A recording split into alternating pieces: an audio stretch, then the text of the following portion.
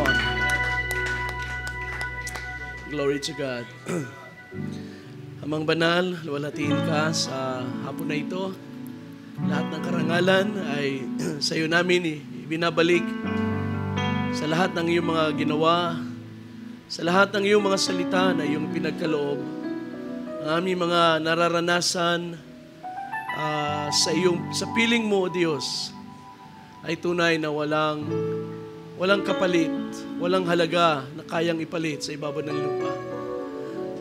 At ang aming mga buhay ay nais naming ilagak ng lubos sa iyo, sapagkat sa iyo lamang namin nasumpungan ang kasiguruhan, ang katiyakan, at sa iyong kamay ay walang makakagalaw sa buhay ng bawat isa sa amin. Panginoon, salamat sa mga pagtuturo na patuloy mong ginagawa.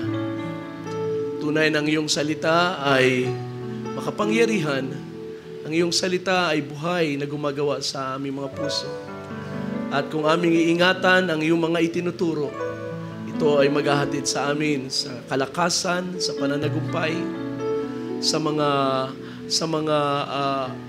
bagong karanasan sa Espiritu, hanggang sa kami ay dalhin ito sa kaluwalhatian. At sa hapon na ito, Panginoon, muli ikaw ay mangusap sa aming kalagitnaan at ang puso ng bawat isa ay punuan mo ayon sa pangangailangan. At ang iyong munting lingkod ay muli kalugdan mo, Diyos, na maging daluyan ang iyong mga salita. Ang lahat ng ito ay aking dalangin sa iyo sa pangalan ni Kristo Jesus. Amen and amen. Praise the Lord.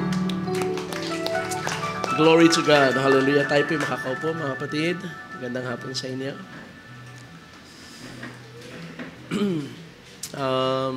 Noong nakaraang Sunday na kami ay umalis,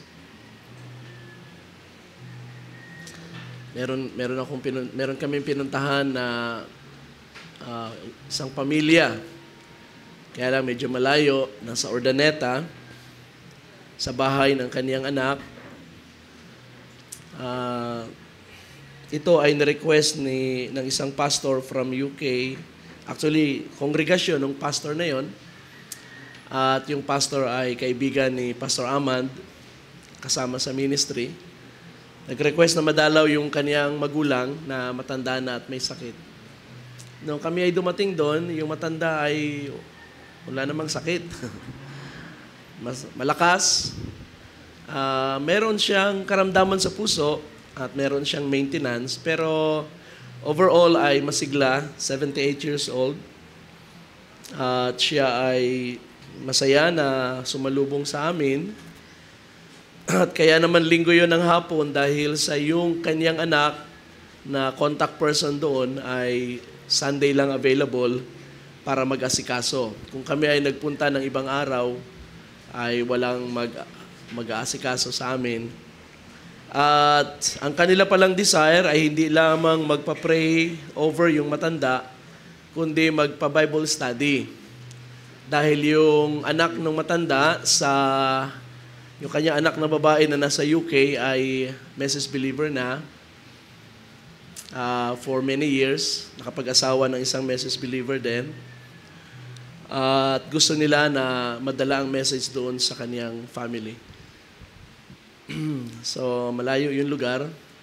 Baka i-refer natin sa malapit na pastor doon o na ministry.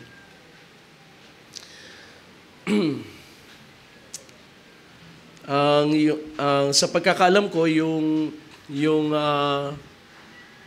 sister na nasa UK, ay yung ministry nila ay connected kay Ewald Frank. Kasi noong nandun kami sa bahay ng matanda, ay naghalungkat siya ng kanyang Bible. Nanap niya yung Bible niya kasi papakita niya sa akin na sira-sira na raw yung Bible niya. Sana raw ay mabigyan ko siya ng kapalit. Kapalit doon. Nakuha niya pati yung libro ni Ewald Frank. I realized na yung anak niya sa UK ay nasa ilalim ng isang church na related sa ministry ni Ewald Frank. At hindi nakakapagtaka kasi si Pastor Amand ay connected din sa ministry ni Ewald Frank kahit nung nasa Africa pa sila. So, there was the connection. Kaya inisip ko, kung i-refer ko yung Bible study doon sa ibang grupo ng mga message believer, hindi ko alam kung magugustuhan nung anak na nasa UK. kung tayo naman ang hahawak, napakalayo naman, para bumiyahe on the same day at para mag-Bible study. yung outreach dati sa Arteche, ngayon ay nakay Pastor Eli sa Calbayog, ay sa Tambungan. More or less, ganun din ang biyahe nila, 4 na oras hanggang 5 oras. At dahil malayo, ang ginagawa nila ay natutulog sila ng Sabado sa Arteche para makapag-minister sa umaga and then bibiyahe sa hapon. So kung meron tayong mga worker na willing sa ganong setup, at may provision ng Panginoon kasi magastos ang biyahe ron. Ang gasolina namin ay nasa 2.5, 2.8 na full tank namin yon. Tapos, pero I think mga 2.5 lang ang nakonsumo pa uwi.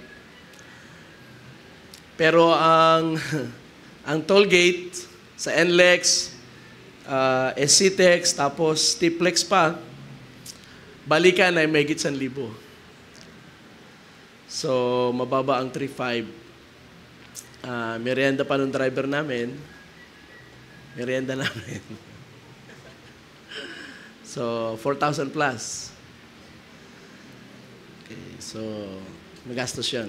So, naisip ko na hindi practical para sa atin unless ibigay ng Panginoon talaga sa atin at gusto ng Panginoon na tayo magpasan. Alam nyo, kapag ang Diyos nag-appoint ng trabaho sa atin, kahit gaano kahirap, kailangan nating pasanin. Hindi tayo ang mamimili ng ministry. Hindi tayo ang magde-decide, Panginoon, ito lang yung gagawin ko. Ang master ang magde-decide kung ano ang gagawin natin. Amen? That is the nature of the relationship between the servant and the master.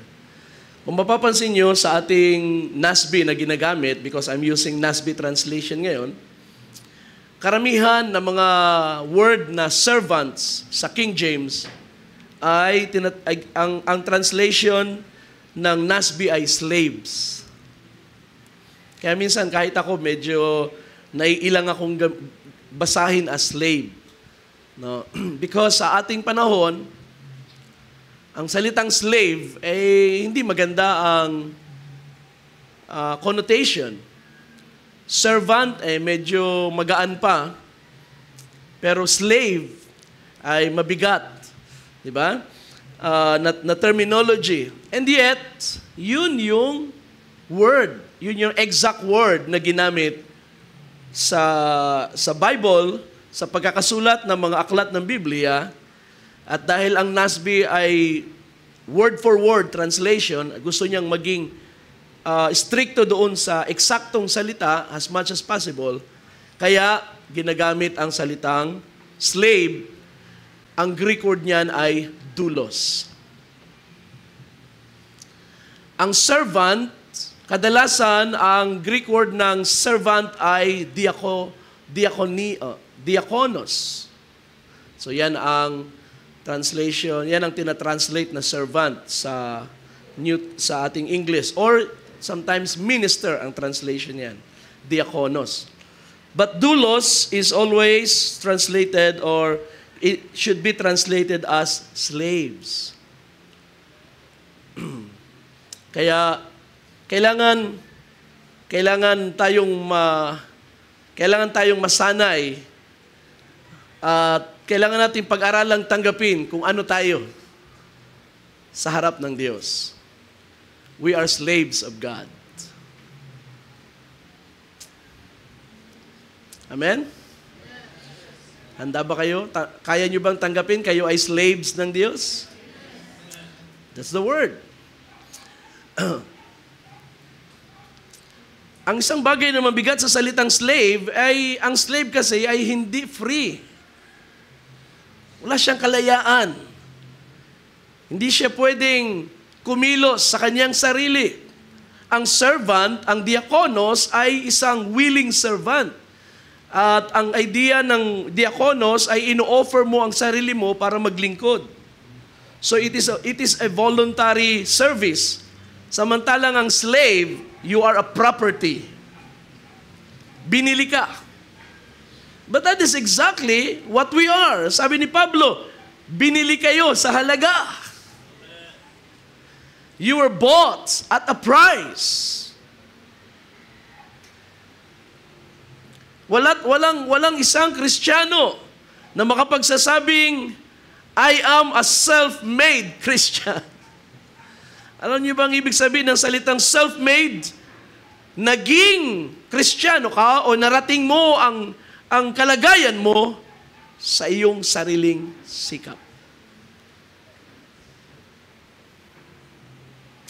There's no such a thing as self-made Christian. Meron sigurong man-made Christian. But to be a genuine Christian, tayo ay naging Kristiyano dahil binili tayo sa halaga. At ang halaga ng ating buhay ay ang dugo ng ating Panginoon. Kaya sabi ni Pablo, therefore, glorify God in your body. Luwalhatiin mo ang Diyos sa iyong katawan. You have a responsibility to honor your master. So that is the nature of our service. Of course, pagdating sa pananawagan kung sinong gustong maglingkod sa Diyos, we call it volunteering, di ba? Sinong gusto mag-volunteer na trabaho dito sa church or ng anumang mga trabaho sa ministry.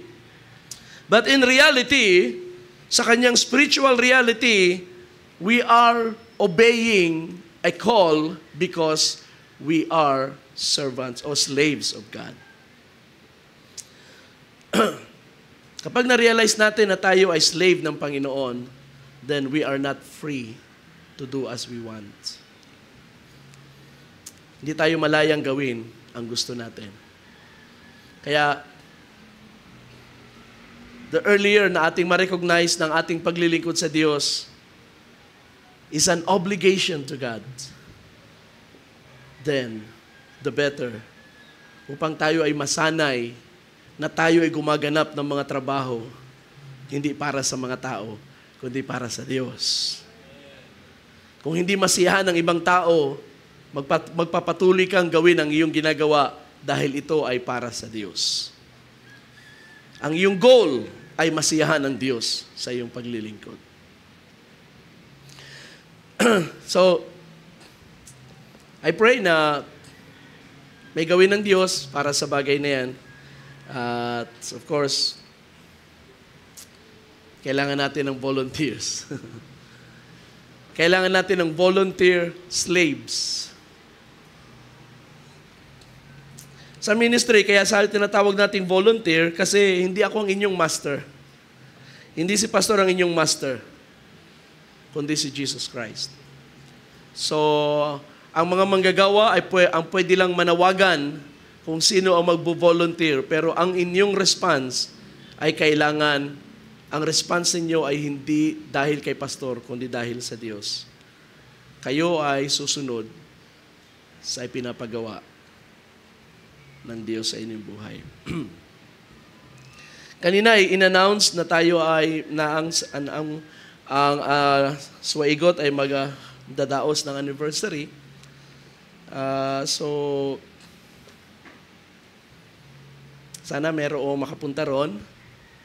Kami ay loobin ng Panginoon ay aalis sa end ng March para sa fellowship sa Anahawan. Although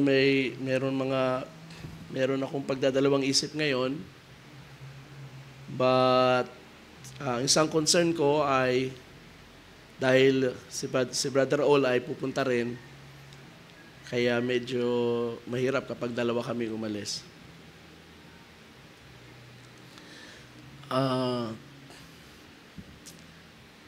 Si Pastor Jack ay hindi pupunta, so subukan kong tawagan siya para ma-request na nandito siya kung ako'y matutuloy. Sa March 17, which is next Sunday, ay anniversary ng gawain sa Bulacan. So, nag-invite na rin si Pastor Benji sa hapon. So, ako ay pupunta roon. At inisip ko na kung okay sa inyo, ay pumunta na lang tayo lahat para makisaya sa kanila. At hindi ko naman iniisip na lahat ay makakapunta. Pero kasi kung marami ang gustong makiselebrate, eh baka maubusan tayo ng manggagawa dito. So, alamin ko ngayon, sino ang gustong pumunta. Kasi bukas naman ang invitation ni Pastor Benji. Marami ba ang gustong pumunta ron? Okay, so cancel natin lahat ng event sa hapon. Pati yung Bible class ng junior ay cancel na lang natin. Okay lang kasi ikaw teacher.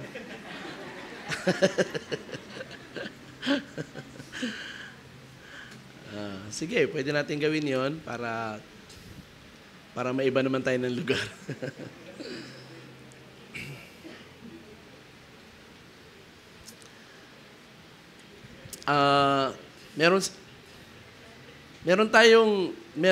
merong donation na air conditioning unit na binigay sa atin. Nandun, nakatambak kila Pastor Benji kasi hindi ko pa kinukuha. Sabi ko, wala man akong paglalagyan dito. Yun ay ginawa kasi noong panahon na nandun pa tayo sa Marville. Sinukat yun ng brother. At kaya lang, inabutan ng pandemic. So, nagawa siya, I think, 2021 na, or 21, 22. Wala na tayong building. Nahihiya tuloy ako kasi natapos nila yung, nagawa nila yon, kaya lang wala tayong lugar at hindi ko rin makuha doon. Actually, pinapakuha. Siguro, pwedeng asikasuhin ng mga diakono kung paanong makuha yon. So, hindi pa man natin magagamit, pero hindi naman maganda na mapabayaan doon at masayang lang dahil sa yun naman ay ibinigay sa atin sa gawain. Pakiasikaso ng mga diakono. Saan ba sila, Brother Renato? Diyan ba? Pakiasikaso, ha? So, punta tayo sa Bible. Dinadahan-dahan ko kasi baka mabitin tayo eh. Baka mabitin ako. May meeting tayo mamaya after ng gawain, mga workers. Pasensya na nalimutan kong i-post doon sa Workers Hub. Akala ko doon ko na i-post, yung pala nasa ano. So, gusto ko magstay ang mga deacons at elders. At yung iba kung gusto mag-join, pag-uusap lang ilang bagay tungkol sa ministry. Okay, so let's go to the book of John, chapter 4. At nais kong ibigay sa inyo ang isang maikling mensahe. Sa chapter 4, ating basahin mula sa verse 1 hanggang 7.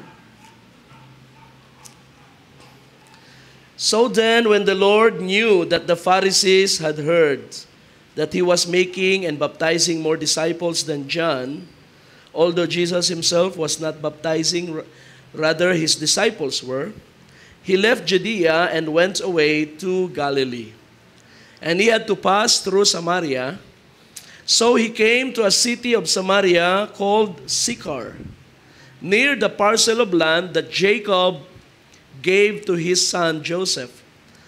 And Jacob's well was there. So Jesus, tired from his journey, was just sitting by the well. It was about the 6th hour. 6th hour meaning alas 12 ng tanghali. A woman of Samaria came to draw water, and Jesus said to her, "Give me a drink." Okay, so ating pag-aralan ang istorya na ito ng babae sa balon, isang Samaritan woman na kinausap ng Panginoon sa balon na ito na tinatawag na Jacob's Well. So it is a very ancient place, no?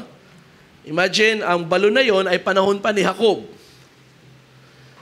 At probably sa panahon ni Jesus, malalim na yung balon at mahirap nang kumuha ng tubig. At ang balon na yon ay dahil sa ito ay minana nila kay Jacob, may mga Israelites na nagbibigay ng malaking respeto doon sa balon. Ang balon na ito ay naging sentro ng kanilang paglilingkod sa Diyos. Sa bandang baba, mababasa natin yan na sabi ng babae, sila'y sumasamba sa Diyos sa lugar na yon. So, it's like naging isang, alam niyo katulad nung nangyari sa Antipolo, I think nung December ay dineclare Antipolo na international pilgrimage site, ano. So, ibig sabihin, pilgrimage site, ito'y kinikilala na isang banal na lugar, merong religious sentiment, merong religious value, at ang buong mundo ay ini-encourage na mag-pay homage sa kung sino man ang ribulto na naandyan sa Antipolo. So it's not unusual. Kahit sa mga Hudyo, ay meron silang ganitong practice na kapag ang isang lugar ay matanda na, matagal na, at ito'y galing sa isang mataas na persona, binibigyan nila ito ng parang mataas na value to the point na ito'y nagiging isang pilgrimage site. And sometimes, nagiging nai-involve sa tinatawag na idolatry. One time, alam niyo yung ahas na gawa sa tanso na itinaas ni Moses.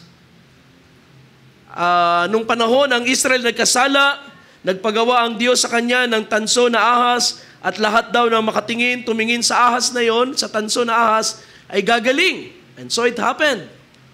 Pero later on, ang object na yon ay naging object of idolatry. Nangyari din yan sa panahon ni Gideon. If you will read back sa book of Judges, na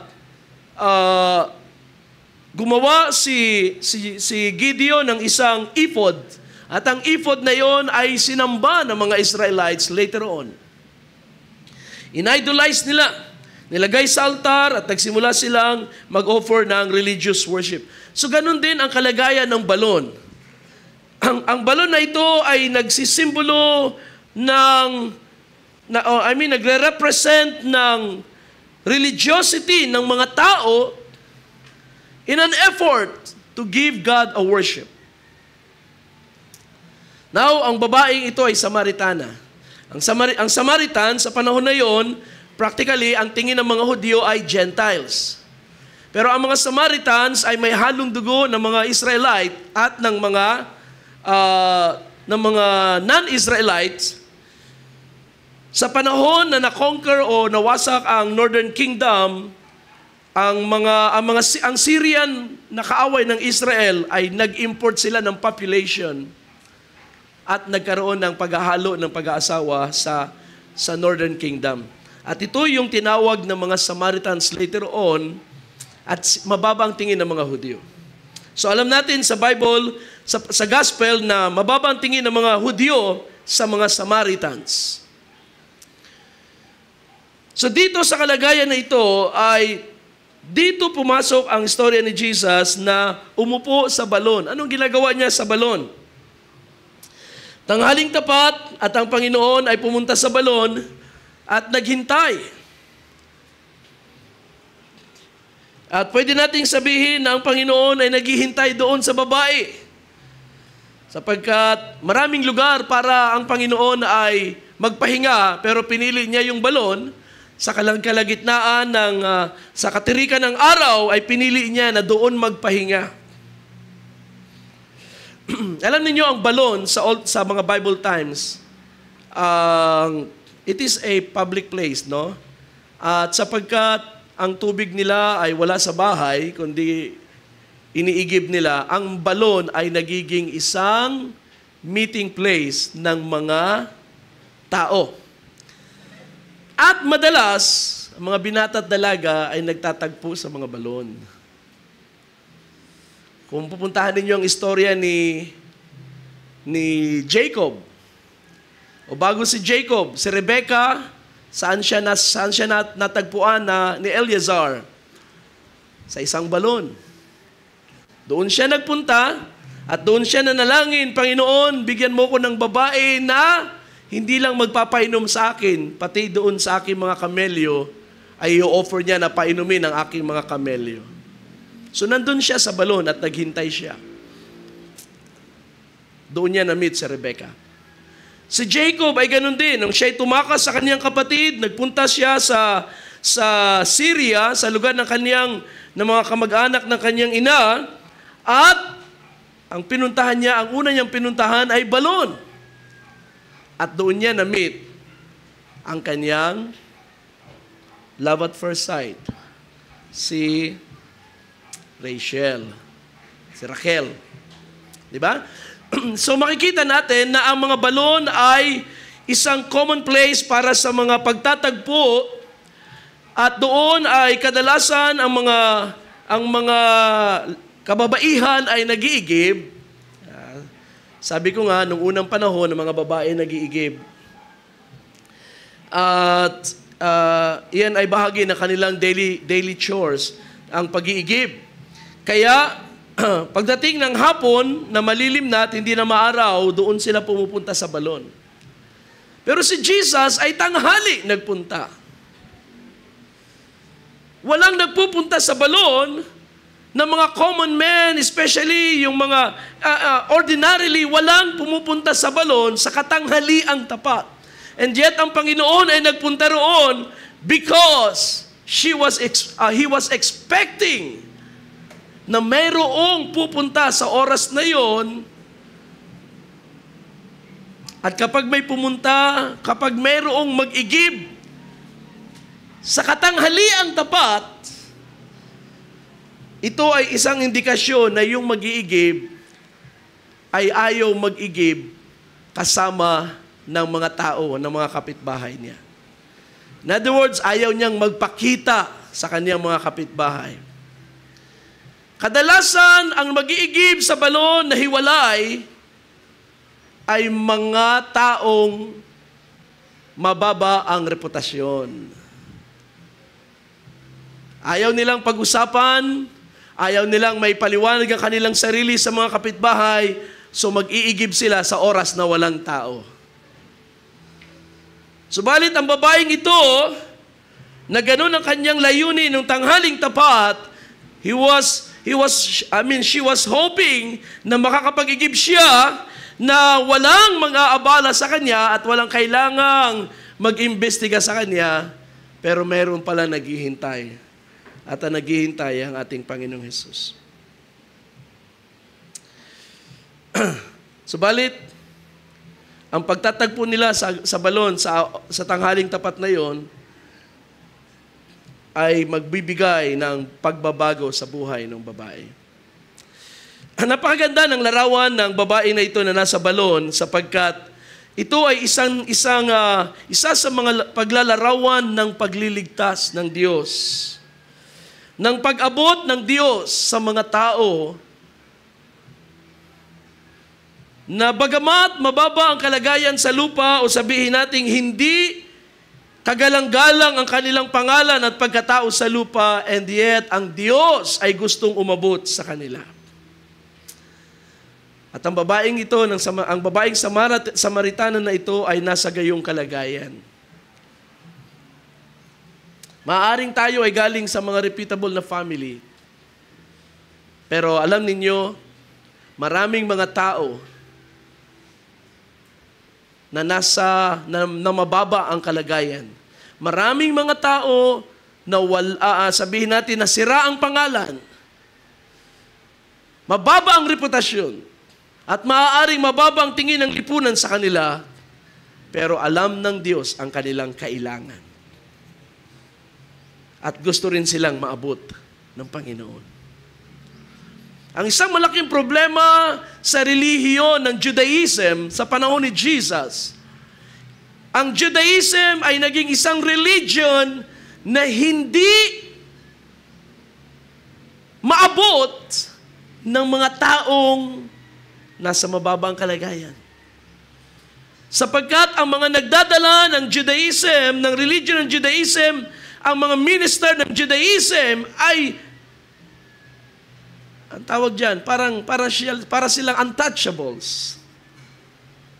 Hindi sila malapitan ng mga taong nangangailangan. Kapag nakakita sila ng mga taong alam nilang makasalanan, umiiwas agad sila. Naalala niyo yung talinghaga ni Jesus sa sa mabuting kapwa? Na merong isang Israelite na binugbog at ninakawan at iniwang sugatan sa tabing daan, and then dumaan ang isang priest at nakita niya ang kanyang kapwa Hudyo na nasugatan at nangangailangan ng tulong, pero siya ay tumawid sa kabila at lumagpas. Dumaan ang isa pang eskriba at ganun din ang ginawa. And then may dumaang Samaritan. At siya ay umabot doon sa Israelite na nangangailangan ng tulong.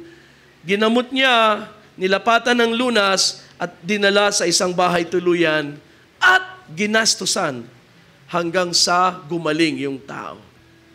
So ito'y isang malaking saway ng Panginoon sa mga Hudyo sa kaniyang panahon. At yan ay mahirap. At yan ay isang bagay na totoo, mga kapatid, na ang mga Kristiyano kung minsan, kapag hindi natin nabantayan ang ating church attitude, ay sa halip na tayo ay maging approachable para sa mga makasalanan, tayo ay nagbibuild ng mga barrier na yung mga taong gusto sanang makalapit sa Diyos, ang ating mga behavior mismo ang naglalayo sa kanila.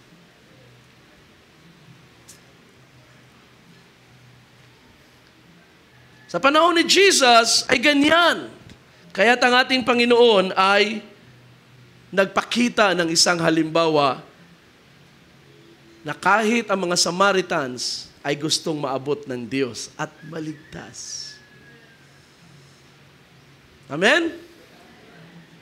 Hindi ba napakaganda kung ang church, kung ang gawain ng Panginoon ay isang lugar na kung saan ang mga taong nauuhaw sa Diyos, subalit wala pang karanasan kung paanong mabuhay ng maayos, kung paanong mag-church ng maayos, pero welcome sila sa gawain ng Panginoon.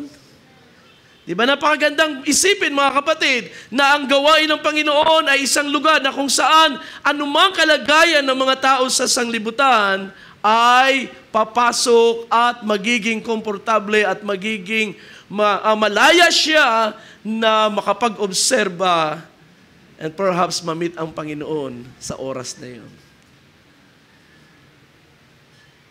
But I tell you, maraming mga simbahan ay hindi ready mag-welcome ng mga Samaritans.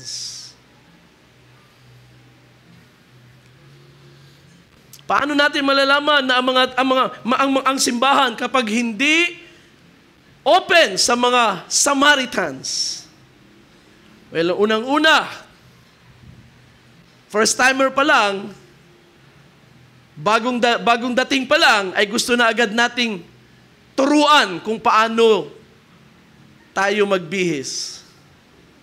Hindi natin na-tolerate, hindi natin napapalagpas ang kanilang nakasanayang pagbibihis. Gusto agad nating baguhin.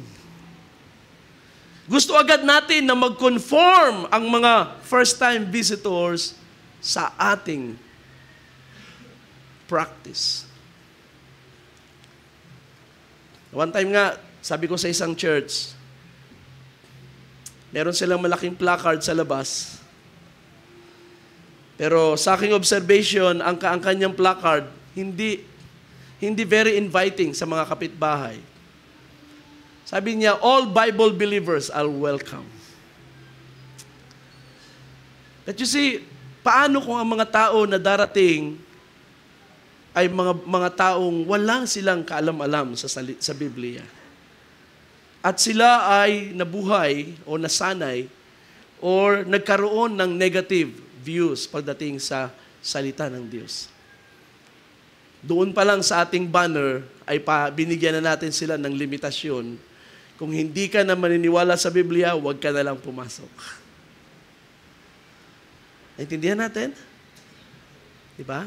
So yung ganitong mga bagay ay hindi natin mapapansin na maaari ang ating mga aksyon, ang ating mga paraan ng kaayusan sa gawain ay mag-i-indicate na ang mga Samaritans, they are either welcome or not welcome sa ating buhay, sa ating gawain.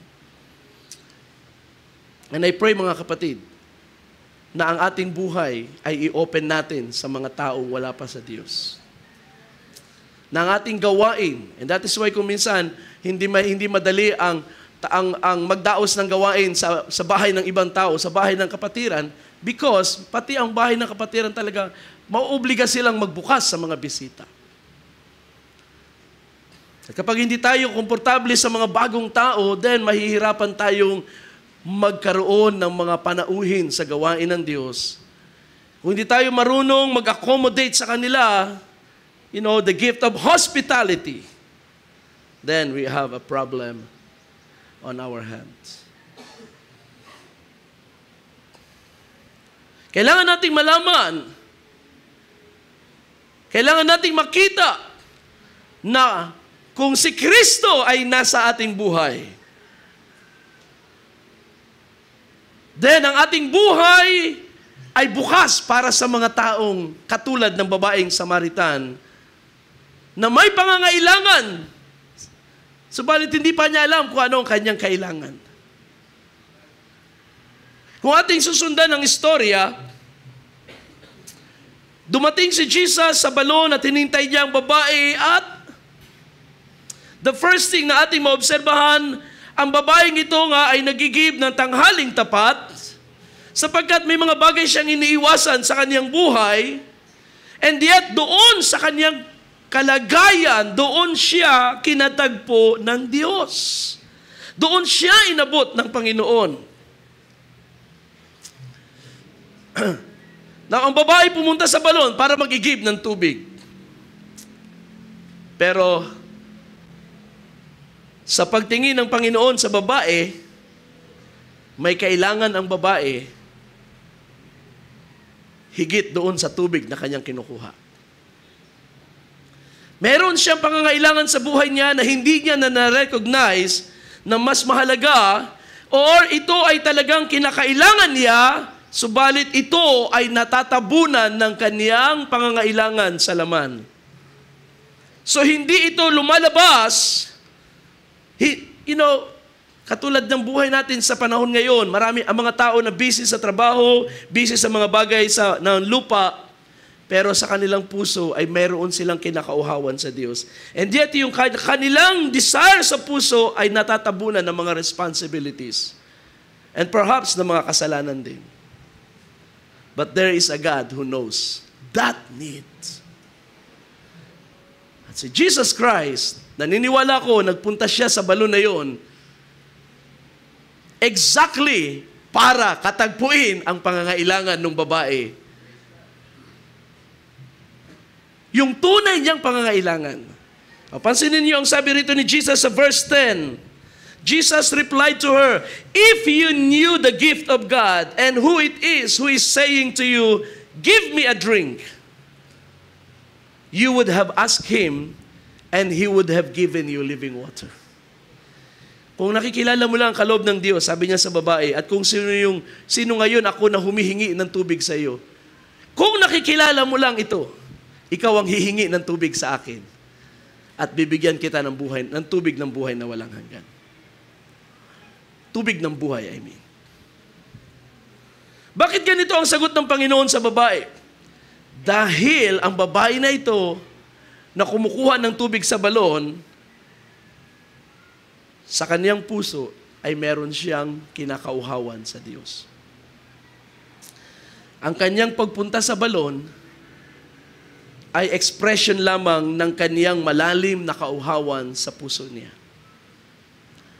At yun ay ang kauhawan niya sa Diyos. Mapapansin nyo na ang balon na ito ay napakalalim. Sabi dito, you are not greater than, verse 11. She said to him, Sir, you have no bucket and the well is deep. Where then do you get this living water? Now, dito sa salitang ito, mapapansin niyo na obviously ang balon ay napakalalim. And yet, bakit ang babae doon nagpupunta? It is possible na ang mga kapitbahay niya hindi na doon sa balon pumupunta.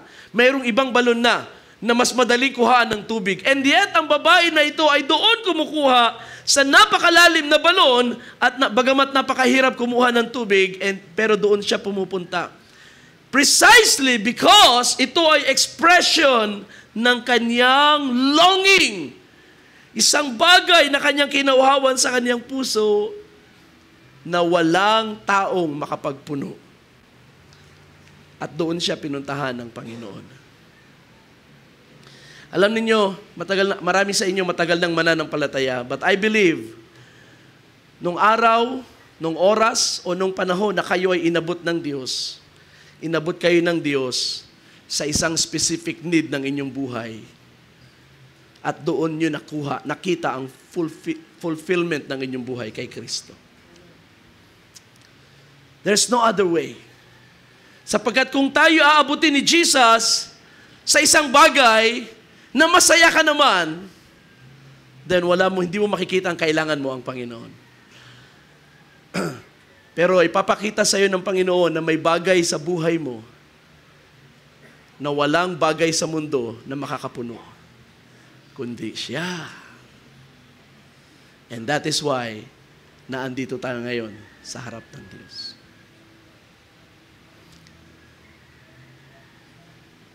Naintindihan natin? It is true for all of us.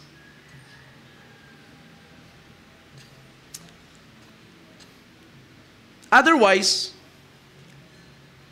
kung tayo ay nagsasabing Kristiyano, but not because there is something in Christ na ating nasumpungan na kailangan natin, kundi tayo naging Kristiyano dahil nagawa na natin ang lahat ng bagay at isang bagay na lang ang kulang, ang mag-church, then that is false Christianity. That is yung katulad ng kanina, self-righteous, na katulad ni Lot, na tinitingnan ang paglilingkod sa Diyos na parang achievement, isang bagay na maa-achieve sa buhay at maipapantay sa mga tropeyo ng ating mga success sa lupa. Pero nang si Pablo ay nangaral at sumulat sa Philippians, sabi niya, ang lahat ng mga bagay na aking naging tagumpay sa lupa ay inari kong basurang lahat. Kapalit ng isang bagay, ang makilala si Jesus Christ. Kung hindi natin naranasan ang ganitong bagay sa ating buhay, mga kapatid, then hindi pa natin naranasan ang tunay na pagsuko ng buhay sa Panginoon. Ang ating Panginoong Hesus, para maklaim natin ang lubos sa ating buhay, ay ang katapat nito ay ang lahat, ang buong sanglibutan. Kaya nga sabi ni Jesus, if anyone desires to follow me, let him deny himself. Tanggihan niya ang kanyang sarili. At pasanin ang kanyang krus. Alam niyo ba, nang si Pablo, divert lang ako sandali kay Pablo, nang si Pablo ay inabot ng Panginoon. Anong kalagayan ni Pablo? He was a successful man. He was a respectable man. Siya ay nasa magandang career ng kanyang religious life. At siya ay merong campaign. Ang kanyang campaign ay hulihin ang lahat ng mga follower ni Jesus. May isang aklat ako nabasa na nagpakita sa akin ng parang bagong pananaw about the life of Paul bago siya naging Kristiyano. At doon sa aklat na yon ay pinakita niya na si Saul ay hindi bago sa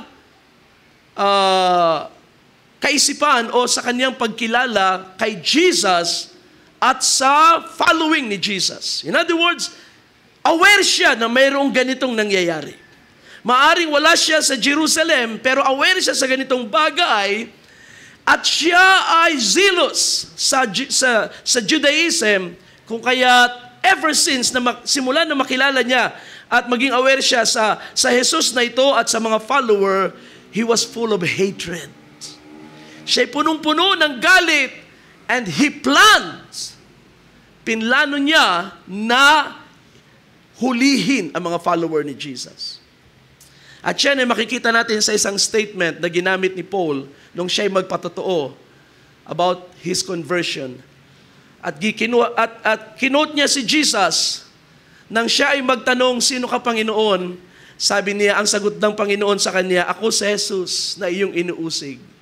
Napakahirap sa iyo sa isang tao ang sumikad sa tinik. Ibig sabihin, si Pablo, bago pa yung istorya na nabasa natin sa Book of Acts, ay matagal nang, ilang panahon nang may masamang balak sa mga follower ni Jesus Christ. Pero ang kanyang karanasan doon sa encounter niya kay Jesus sa gospel, sa daan ng Damascus, iyon ay huli na lang sa kanyang mga encounter sa Panginoon. Maraming beses na niyang na-encounter ang Panginoon, narinig ang storya, at ang pinakahuli ay nung si Stephen ay pinatay. At ang isang common observation niya sa mga follower ni Jesus, everyone was willing to die for the sake of Christ. At hindi niya yun maintindihan. Sa puso niya, sa isip niya, ay para siyang sumisikad sa tinikan. Every time na kanyang iniisip ang mga plano niya laban sa mga follower ni Jesus, hindi niya mag-grasp kung paanong nangyayari ang bagay na ito. And that's the reason nang si Pablo ay kinatagpo ng Panginoon. Hindi siya kinatagpo sa kagipitan niya, hindi siya kinatagpo sa anumang crisis, material crisis. Kinatagpo siya ng Panginoon sa isang sitwasyon na siya ay may malaking katanungan. Sino ba ang Jesus na ito? Kaya nang ang liwanag na yun ay naghulog sa kanya sa kabayo, ang una niyang tanong, sino ka ba, Panginoon? At napakalinaw ng sagot ng liwanag, ako si Jesus. Jesus met Paul doon sa kanyang crisis ng buhay, doon sa pinakamabigat na pangangailangan niya, sa kanyang mabigat na katanungan, doon siya inabot ng Panginoon. Sapagkat ang ating Panginoon ay mayroong, ang ating Panginoon ay talagang ito ang kanyang kalooban at pamamaraan upang makilala natin na may mga bagay sa buhay na hindi kayang sagutin ng tao, but there is a God who knows everything. There is a God who can meet that need sa buhay natin. And all of us can testify to that, na inabot tayo ng Panginoon sa panahon na kailangan natin siya. And sometimes ang ating pangangailangan ay napakasimple. Financial needs, and sometimes ang ating pangangailangan ay kagalingan sa karamdaman, at doon tayo inabot ng Panginoon. But whatever the situation, ay doon ipinaranas ng Panginoon sa atin, you have a need na hindi mo alam at ngayon ay alam mo na at si Kristo lang ang makakapuno ng pangangailangan na yun. Kaya yung babae na nag-iigib sa balon, ang kanyang malalim na pangangailangan ay yung kauhawan niya sa tunay na buhay na hindi kayang mapunuan ng tubig kahit sa balon pa ni Jacob, hindi kayang mabusog. Pero nang si Jesus Christ ay nagsimulang umabot sa kanya, doon niya unti-unting nakita na ang kailangan niya ay hindi bumalik doon sa traditional well. Ang kailangan niya ay ang tagapagligtas ng kanyang buhay. And that is why ang tunay na conversion, mga kapatid, sa pasimula pa lang, meron ka ng genuine experience, genuine encounter with the Lord Jesus Christ.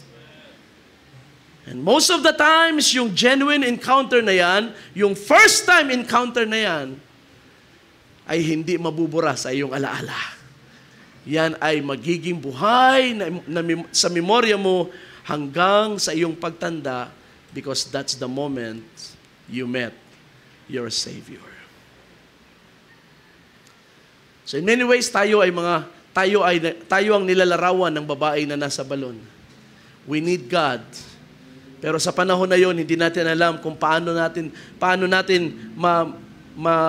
makukuha ang ating pangangailangan sa Diyos. Jesus went down. Si Kristo'y pumunta sa ating kalagayan to meet our needs. Kaya sabi ng Panginoon, nang sabihin ng babae, malalim ang balon, wala ka namang sisidlan. Mas dakila ka ba sa aming amang si Jacob? Sabi sa verse 12, na nagbigay sa amin ng balon. So obviously, na ang balon na yon ay mayroong religious value sa mga Samaritans. Obviously, ang balon na yon ay mayroong parang spiritual significance sa kanila. Dahil ito ay galing pa sa panahon ni Jacob. And that is why ito ay naging sentro din ng kanilang pagsamba sa Diyos.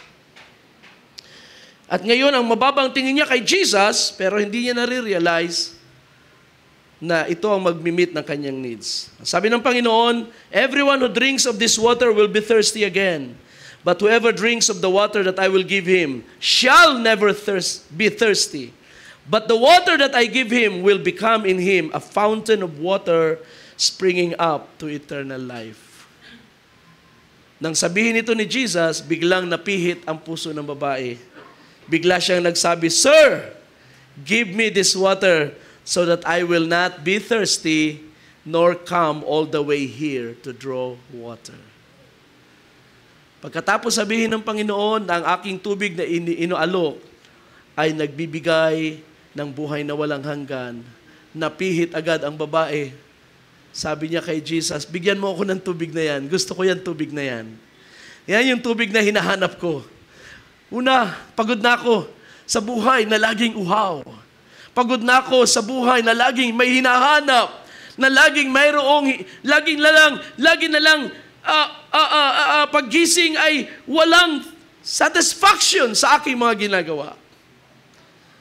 Pagod na ako sa buhay na laging naghahanap ng kapayapaan at kasiyahan. At sabi niya, at ayaw ko nang bumalik sa balon na ito. Hindi ko na kailangan bumalik sa balon na ito. In other words, napukaw ng Panginoon ang desire ng babaeng iyon. Siya ay maruming babae, mababa ang reputasyon, pero sa kanyang puso, she has a desire to be a woman of God. To do things right. At gusto niya rin ang buhay na walang hanggan. Di ba napakaganda?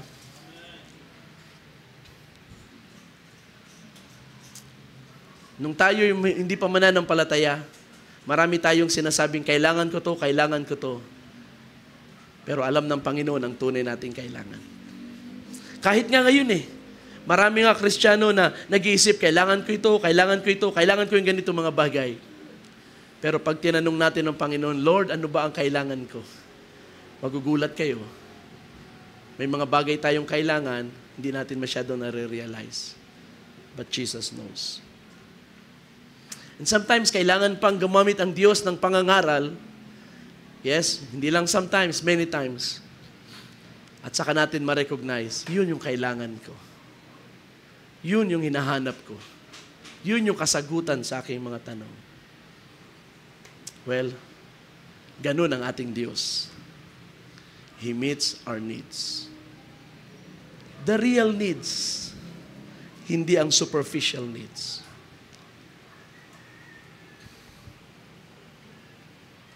And that is why, bilang mga Kristiyano, tayo ina-advise na bago tayo humakbang sa ating mga decision, we should seek the Lord for wisdom and guidance.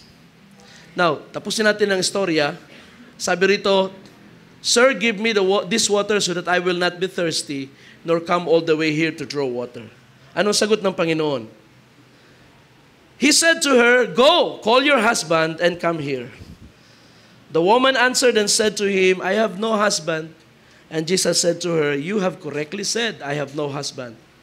For you have had 5 husbands, and the one whom you now have is not your husband. That which you have said, this which you have said, is true. So biglang na-surpresa ang babae ngayon. Because karoon siya ng interes sa ino-offer ni Jesus. Pero bago ibigay ni Jesus sa kanyang ino-offer, diniscern niya ang buhay ng babae at ipinakita niya ang isang bahagi ng kanyang pagkatao na ayaw niyang pag-usapan. Nang sabihin niya, Sir, give me this water. Sabi ng Panginoon, sige, umuwi ka muna, tawagin mo ang iyong asawa, and then pagkausapin ko kayong dalawa. Sabi ng babae, I have no husband. Tama.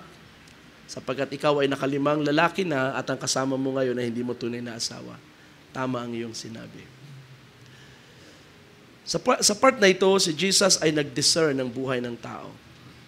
At alam ninyo, ito yung isa pang bagay na napakahalaga sa ating genuine encounter kay Kristo. Hindi lang niya na-meet ang ating deepest needs, na-discern niya ang ating tunay na pagkatao. Si Kristo lang ay ang may kapangyarihang makakilala ng ating tunay na pagkatao. Kaya nga meron tayong salita, Salamat Panginoon, kilala mo ako. Pwede tayong magkaroon ng close friend, best friend, closest person, maging ang asawa natin, ay pwede nating sabihin, napakalapit namin sa isa't isa, kilalang kilala namin ang isa't isa. But I am sure, I am 100% certain na may mga bagay pa rin na hindi kilala ng mag-asawa sa kanilang dalawa.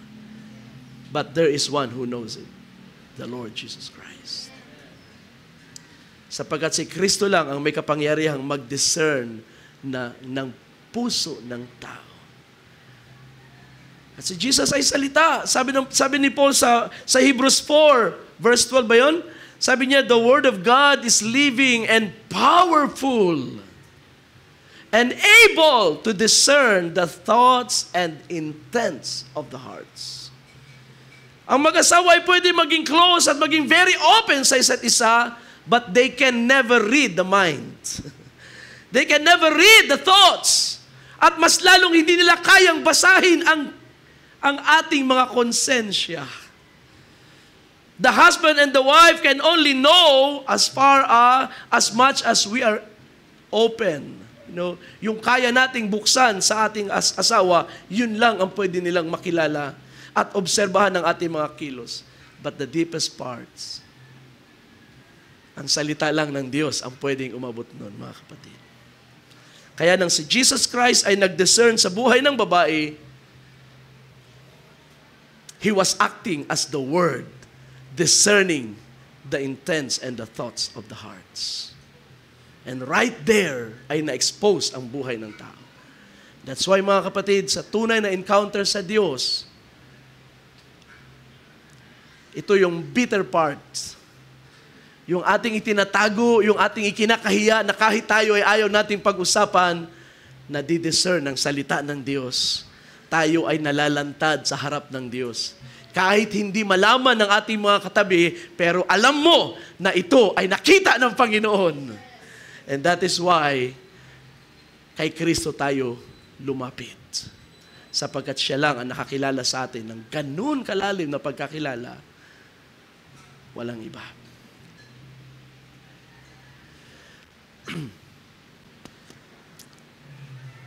Now, I believe na ang genuine conversion ay mayroong ganitong experience. And I will not judge your experience sa Diyos, ano man ang inyong mga naranasan sa Diyos. But I believe, at ito ay scriptural, kapag tayo ay lumapit kay Kristo at tayo inabot ng Panginoon in a genuine way, mayroong ganitong karanasan sa buhay mo. Yan ang dahilan kung bakit ang tunay na pagiging Kristiyano ay personal na relasyon sa Diyos. Hindi superficial religious experience. Sama-sama, minana sa magulang, kaya tayo ay message believer. Yan ay superficial. Ibig sabihin, yan ay panlabas lang. There is no real experience sa Diyos.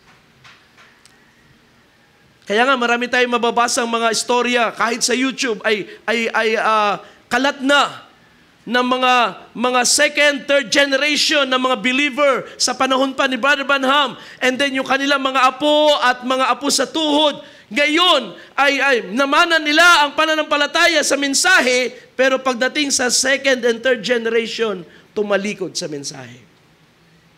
At ngayon ay kalaban ng mensahe. Sinisira nila yung matagal na itinayo at pinaglaban ng kanilang mga magulang. Ngayon ay kanilang ipinapahiya sa publiko. Paano nangyari yun? Kasi ang namanan nila ay relihiyon. Hindi sila nagkaroon ng personal experience na ma-meet si Jesus Christ. That is why yun ang kailangan natin, mga kapatid. Mga young people, yun ang ating kailangan. At yun ang ating dapat i-desire sa Panginoon.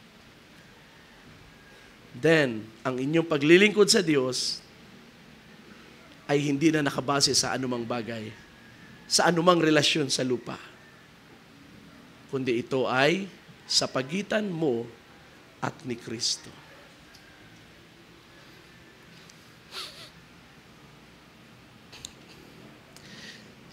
Alam niyo ang isa sa mga nakakalungkot na mga karanasan sa buhay ng isang manggagawa ay makita ang mga tao na tumatalikod, lumalayo, bumibitaw sa pananampalataya o kaya ay lumilipat sa ibang gawain.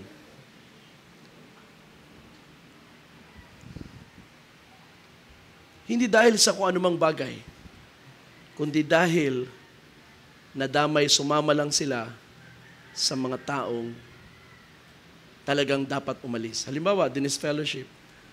And then, dahil kapatid, dahil magulang o asawa, Dennis Fellowship yung asawa ko, hindi na rin ako mag-church. Napakasakit na bagay yan. Alam niyo kung bakit?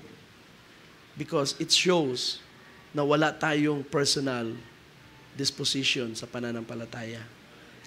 Ang ating pananampalataya nakakabit lang sa tao. Nakakabit sa kamag-anak, nakakabit sa asawa, nakakabit sa sinumang tao. Hindi tayo tumatayo ng personal sa ating pananampalataya. At ang ganitong paglilingkod sa Diyos ay mabuhay. Ito ay mababaw. Ito ay walang malalim na foundation. Yun na nga yung pagdamay mo sa isang taong tumalikod o nawala sa church at dahil sabihin natin na rebuke at umayaw ng mag-church, tapos dinamayan mo, yan mismo ay pagpapakita na ang iyong paglilingkod sa Diyos ay walang malalim na foundation. Nakakapit sa tao at hindi sa Diyos. Tiyakin natin lahat ng ating kinatatayuan ay ang tamang pundasyon. Amen? Tamang pundasyon. Mag-fail man ang ating itatayo, okay lang yan. Ang mahalaga, tama ang foundation. Dahil sabi ni Pablo, katulad ng binasa ko kanina sa Korinto, Kung ang kanyang ginawa, itinayo ay masira ng panahon, masubok at masunog ng apoy, ligtas pa rin siya. Nalugi lang, pero ligtas pa rin. Kasi, dahil tama ang foundation. Pero kapag mali ang foundation, mapapahamak ng lubos. Okay, tapusin ko lang ito. Sabi sa verse 16, He said to her, go call your husband. Alright. Sabi ng Panginoon, so tama ang iyong sinabi, wala kang asawa. And then sabi sa verse 19, the woman said to him, Sir, I perceive that you are a prophet. So ngayon, nagsimula siya mag-obserba kay Jesus. I think you're a prophet. Our fathers worship on this mountain, and yet you Jews say that in Jerusalem is the place where one must worship. Jesus said to her, believe me, woman, that a time is coming when you will worship the Father neither on this mountain nor in Jerusalem.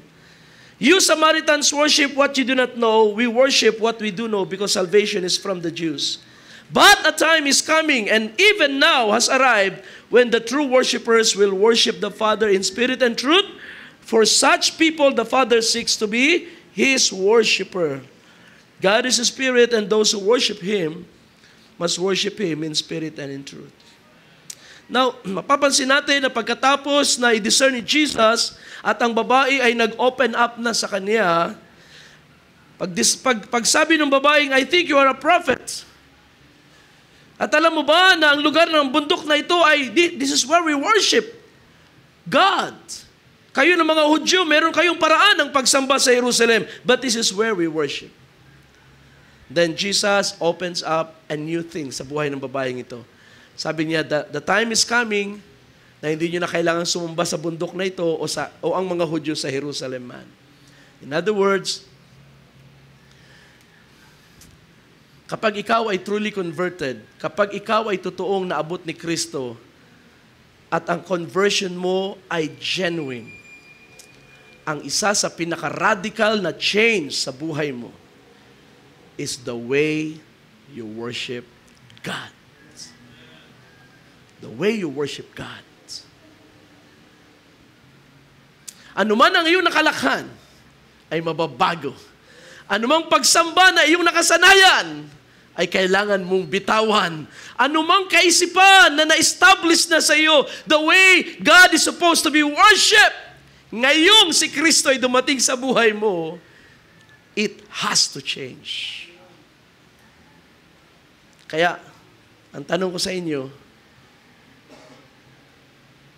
kung ikukumpara ninyo, kung ihahambing ninyo ang inyong paraan ng pagsamba ngayon at yung inyong dating pagsamba sa Diyos bago nyo na-meet ang pananampalatayang ito, kumusta? May kaibahan ba? Or pareho pa rin? You see? Well, Pastor, hindi na ako pumupunta sa simbahang dati kong pinupuntahan. Well, that's good. Ang simbahan ko ngayon ay wala ng ribulto. That's good. Pero baka may ribulto pa sa puso. Baka may idols pa sa ating mga puso. Because it's the same thing. You see, ang unang radical change sa buhay ng isang tao na na-encounter ang Panginoon ay ang kaniyang pagsamba sa Diyos. It has to be. Sapagkat when you meet Jesus, hindi mo lang siya na-meet as your Savior, He becomes your Lord, your Master. He becomes your God. There is no other way na ikaw ay ma-convert at maging Kristiyano and you don't worship Jesus.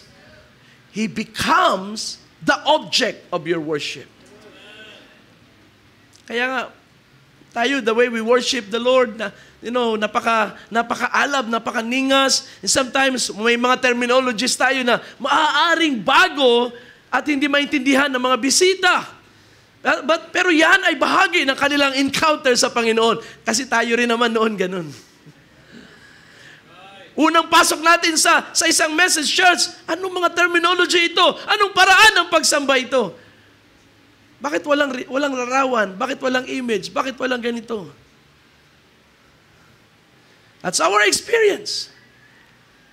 Pero dahil tayo ay inabot ng Panginoon and we are truly converted, iniwan natin ang lumang pagsamba.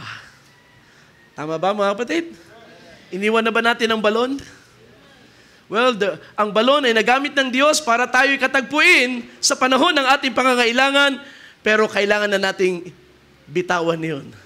Sapagkat ngayong tayo ay kay Kristo, inaayos niya ang ating pagsamba sa Diyos. Kahit ang Jerusalem ay kailangan mong iwanan. Kung ikaw ay dating sa Jerusalem sumasamba, kailangan mo na yung bitawan. Sabi ni Jesus, the time has come, it has arrived, na hindi niyo na kailangan sumamba, pumunta sa Jerusalem para sumamba sa Diyos. Ang Diyos ay Espiritu. And God is seeking for worshipers in spirit and in truth. Kaya ang tunay na pagsamba, hindi mo pwedeng alisan ng katotohanan. Kapag ang ating pagsamba ay, halimbawa, umaawit tayo at nagpupuri sa Panginoon and it's all about, sa mga pakinabang natin sa Diyos, mga nakukuha natin sa Diyos. Yan ay part ng ating repertoire, ng ating mga inaawit. We worship the Lord because He's good to us. And in many ways, yan ay totoo, mga kapatid. Pero hindi lang yan ang dapat maging mga dahilan ng ating mga pagsamba. There has to be truth. There has to be a foundation. Alisin mo ang truth na yan, then worship becomes, again, superficial. Panlabas. It's not real, it's not genuine. Kailangan may truth. Kaya nga kuminsan ng mga Pentecostals, sa paningin ng mga Reformed churches, yung mga Protestant churches, ang mga Pentecostals ang kanilang pagsamba is based on emotion. Kaya nga maingay, umiiyak, tumatawa, nagtatalunan, naghihiyawan. At sa tingin ng mga Protestants, ito ay emotion. Pero pag tayo naman ay nasa side ng mga Pentecostals, ay pag tiningnan naman natin ang mga Protestant, the way they worship, walang emotion, patay na pagsamba. Kasi mga kapatid, naniniwala tayo ng tunay na pagsamba ay merong emotion. Kailangan nating express ang ating pagsamba sa Diyos. Kapag ako'y masaya, sasamba akong masaya sa Diyos, hindi ako pwedeng manahimik. Kailangan kong express ang aking kasiyahan sa Panginoon. And it's about time na makita ito ng mga Protestant churches. This is the way we should be worshiping the Lord. Pero, ang problema rin naman talaga ng maraming Pentecostals, puro emotion, walang substance. Okay? Puro emotion, walang substance. At alam nyo, kapag walang substance at puro emotion, nakakapasok ang kaaway kahit sa kalagitnaan ng pagpupuri sa Diyos. Kahit sa kalagitnaan ng setting ng church, ang dyablo ay nakakapasok. Nakakita na ba kayo ng praise and worship? Na ang pastor ay sumakay sa wrecking ball? So siguro, mga kabataan, familiar kayo sa wrecking ball, di ba? Na-popularize ito ng isang artist. The very song na tinugtog at inawit ng artist ay mismong tinugtog sa church at yung pastor ay sumakay sa wrecking ball at nagganon-ganon sa... And they call it worship.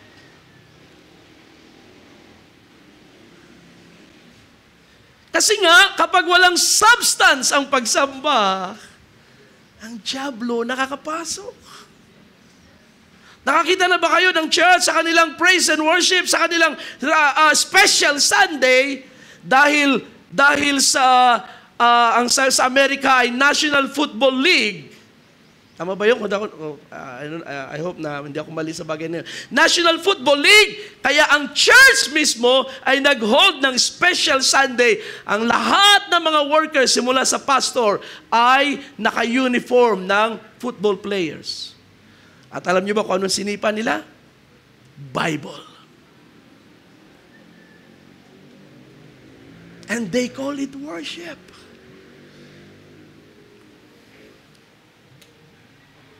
At marami pa tayong pwedeng ibigay na illustration.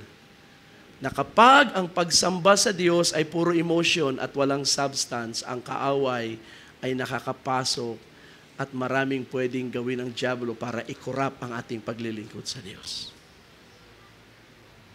That is why kailangan ang pagsamba sa Diyos in spirit and in truth.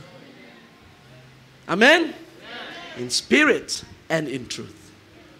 Then, may mag-check ng ating emotion, may magbabantay ng ating mga emotion, at may mag-guide sa atin kung paanong luwalhatiin ng Diyos ng banal at kaaya-aya sa Kanyang harapan. Praise God! Well, overtime ako, so let's close this part. Dahil may meeting pa mga workers. So sabi ng Panginoon, God is a spirit and those who worship Him must worship Him in spirit and in truth. 25, the woman said to Him, I know that Messiah is coming, He who is called Christ. When that one comes, He will declare all things to us. Jesus said to her, I am He, the one speaking to you. So finally, pagkatapos abutin ni Kristo ang babae sa kanyang pangangailangan, at ang babae mabuksan ang kanyang buhay sa harap ng Panginoon, pinakilala ni Kristo kung sino siya. Ang hinahanap mong Kristo, eto na, nasa iyong harapan. Kaya mga kapatid, pag nagkaroon ka ng genuine encounter sa Panginoon, walang makakapag-shake ng iyong posisyon. Amen. Kahit sinong tao sa lupa, kahit sinong anghel sa langit ang bumaba, at piliting baguhin ang iyong disposition, kilala mo ang Panginoon na umabot sa iyo. Kilala mo si Kristo sa buhay mo. Kaya salamat sa Diyos na nagpatibay ng ating pananampalataya. Purihin siya. Tayo tumayong lahat at ating pasalamatan ng Panginoon sa kanyang mga salita. Glory to God. O Diyos, salamat sa iyo. Salamat sa iyong kagandahang loob, pagliligtas, pagkilala sa aming mga buhay. Ikaw lamang ang lubos na nakakilala sa amin, sa aming pagkataong loob. At sa oras na ito, Panginoon, nais ka namin itaas at luwalhati. Katulad ng babaeng ito, pinakilala mo sa amin kung sino ang Kristo, kung sino ang Panginoon ng aming buhay. At ngayon, ikaw ay kilala namin, Panginoon. Wala nang makapaghihiwalay sa amin sa pag-ibig ng Diyos na nasa iyo.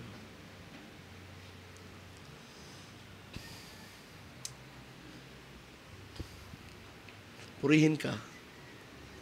Salamat sa pag-ubot mo sa buhay ng bawat isa. Salamat sa pagtuturo mo sa iyong kawan sa dakong ito. Alam ko, Panginoon, na maraming bagay na gustong kumuha sa amin, gustong maglayo sa amin sa iyong piling, maglayo sa amin sa iyong gawain. I pray, Lord, na hawakan mong mabuti ang bawat isa sa amin. Gapusin mo kami ng iyong pag-ibig, O Diyos. Nais naming dumating sa isang kalagayan na kahit ikaw pa ang magtaboy sa amin, ay hindi kami lalayo sa iyo, Panginoon.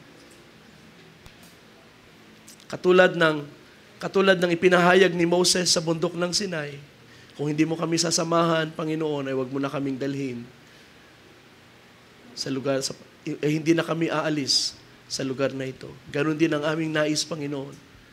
Wala kaming ibang puntahan, kundi manatili sa iyo. Ano man ang maging kalagayan ng sanglibutan, ano man ang maging mga pagbabagong mangyari sa aming paligid, kahit ang mga taong kasama namin sa church ay maaaring magbago.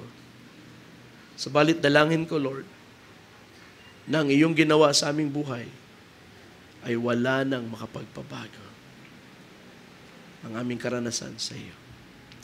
And so we give you honor and praise for all these things. In Jesus' name. Amen and amen. Praise the Lord. Hallelujah. Glory to God. Guys, ngawitin natin sandali ang isang lumang awit. Fill my cup, Lord. Alam naman natin lahat yan, ano? Like the woman at the well, I was seeking for things that could not satisfy.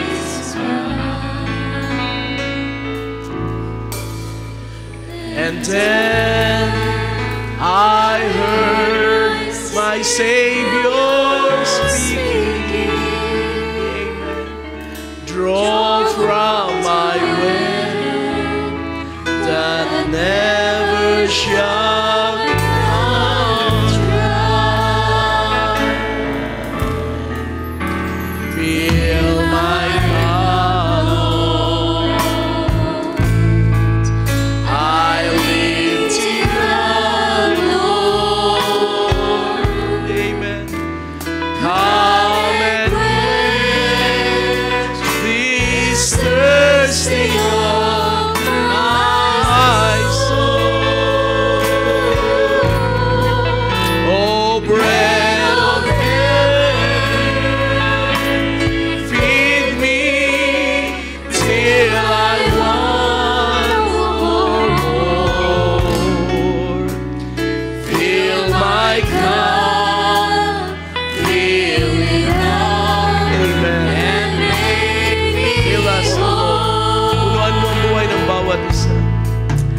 There are millions in this world who are craving, amen, the pleasures, earthly things of Lord, but none can match the wondrous treasure, hallelujah, that I find, amen, in Jesus Christ, my Lord, hallelujah. Fill my cup, Lord. Yes, oh God, I lift, amen. Sinong nais magtaas na kanilang sisidlan sa Panginoon? Come and quench this thirsting of my soul. Oh, bread of heaven, feed me till I want no more. Hallelujah. Fill my cup, fill it up. Praise God. Make whole. Last verse. So my brothers, if the things this world gives you, leave a hunger that won't pass away. My blessed Lord, my blessed Lord, will come and save you. Yes, Lord.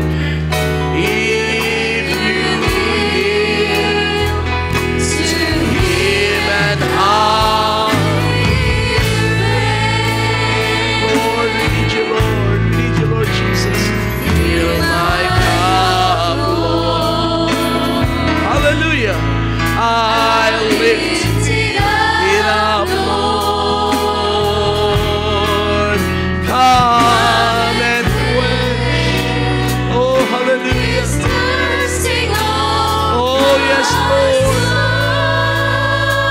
Hallelujah, hallelujah. Bread of heaven, oh, feed me till I want no more. Amen. Fill my cup, fill me up, And make me whole. Let's sing the chorus again. Fill my cup, Lord Jesus. Lord God. Punuan mo ang aming mga buhay. Ikaw ang aming kasiyahan. Nasa iyo ang tunay na kaliyamanan ng aming buhay. Ikaw ang Diyos. Ikaw ang Panginoon. This thirsting of my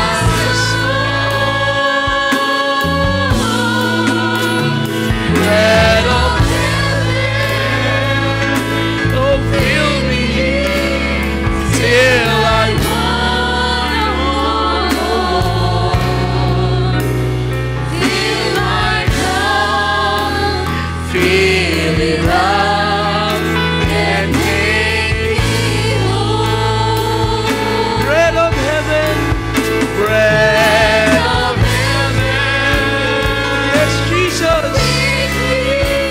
till I want No more. feel My cup, fill it up and make me.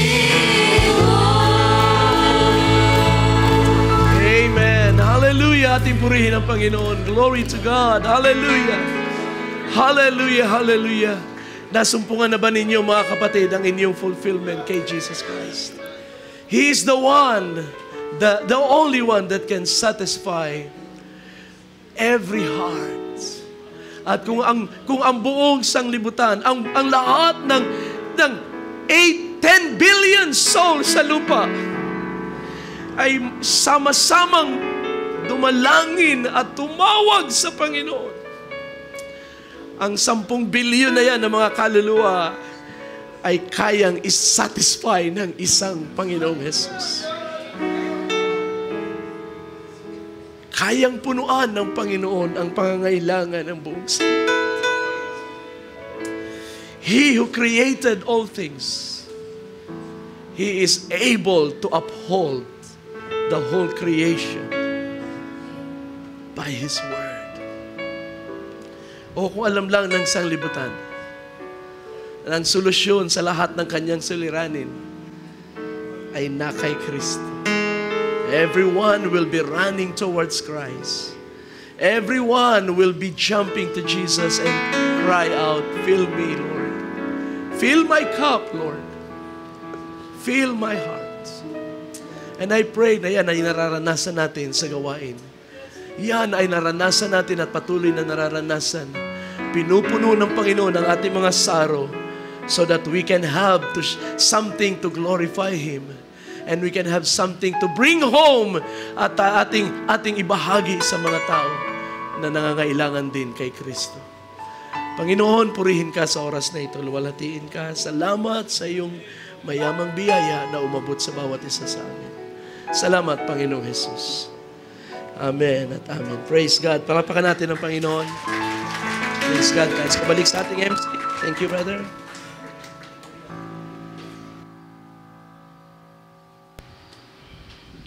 God bless you, Pastor Joe. Salamat sa